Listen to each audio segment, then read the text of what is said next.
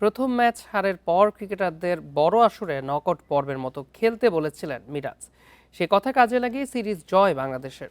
এখান থেকে শিক্ষা নিয়ে সামনে সিরিজ ও বিশ্বকাপের জন্য প্রস্তুত হতে চায় দল। অন্যদিকে সিরিজ হারলেও কোনো আক্ষেপ নেই নিউজিল্যান্ড অধিনায়কের।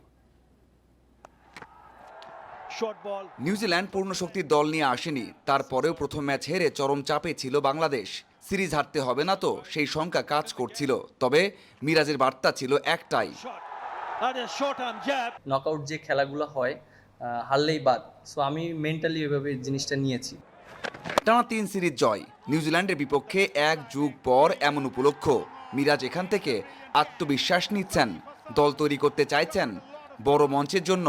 লিটন শান্তের ফর্মে ফেরা, রানা মুস্তাফিজের সাথে শরীফুলের জ্বলে ওঠা, এমন ইতিবাচক অনেক কিছুই পাচ্ছেন মিরাজ। তবে ভাবনা থেকে গেল শেষ 10 ওভারের ব্যাটিং নিয়ে। একটা প্রসেসের মাধ্যমে যাচ্ছি, আমরা একটু জাস্ট ট্রাই করে দেখছি যে কে কোন পজিশনে খেললে বেটার হবে টিমের জন্য। কারণ আমাদের সামনে তো আমাদের টুর্নামেন্ট আছে, সো টুর্নামেন্টে আমাদের ওই লক্ষ্যটা সেট করতে হবে আমাদের এই সিরিজের মাধ্যমেই।